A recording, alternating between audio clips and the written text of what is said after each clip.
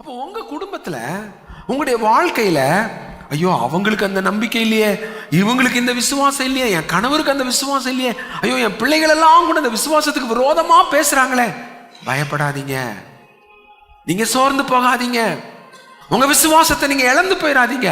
கர்த்தர் அந்த விசுவாசம் எங்க இருக்கான்னு பார்க்காரு அப்படின்னா, யாருக்குள்ள இருக்கணும்னு பார்க்காரு. அந்த விசுவாசம் யாருக்குள்ள இருக்கணும்னு பார்க்காரு, உங்களுக்குள்ள இருக்கணும்னு பார்க்கறாரு.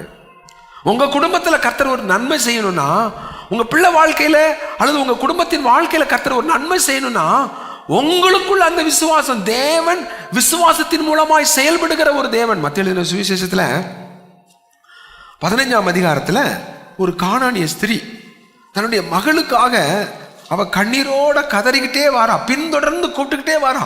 கர்த்தர் ஒரு வார்த்தை பேசல, அவளுக்கு எந்த பதிலும் சொல்லல. சீஷர்கள் கூட ரெக்கமெண்ட் பண்றாங்க, ஆண்டவரே எவ்வளவு நேரமா வேதனையோட கூப்பிடுறாளே, ஏதாவது சொல்லி இவளை அனுப்பக்கூடாதா? அப்போ கூட அவர் என்ன சொன்னார் தெரியுமா? பிள்ளைகளின் அப்பத்தை எடுத்து நாய்க்குட்டிக்கு போடுகிறது நல்லதல்ல. காணாமல் போன இஸ்ரவேல் வீட்டுக்கு தான்ப்பா நான் வந்திருக்கிறேன், பிரஜாதிக்கு இல்ல. கர்த்தர் சொல்றார், ஒரு வித்தியாசமான ஒரு வேத பகுதி. ஆனா வித்தியாசமான ஒரு வேத பகுதியில கூட ஒரு உயிருள்ள விசுவாசம், ஒரு ஜீவனுள்ள விசுவாசம் தேவனிடத்திலிருந்து அற்புதத்தை கொண்டு வருகிறது என்கிறத இந்த மத்தேயு 15ஆம் அதிகாரத்துல பார்க்கிறோம். கர்த்தர் எந்த விதமான, ஆனா கர்த்தரை கவர்ந்திழுக்கிற ஒரு விசுவாசம், அந்த காந்தம போன்ற கவர்ந்திழுக்கிற விசுவாசம் இந்த ஸ்திரீக்குள்ள இருந்ததை பார்க்கிறோம். ஆண்டவர் சொன்னார் என்ன தெரியுமா?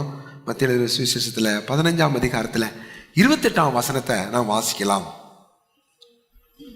இயேசு அவளுக்கு பிரதியுத்தரமாக, ஸ்திரீயே, உன் விசுவாசம் பெரிது, நீ விரும்புகிறபடி உனக்கு ஆக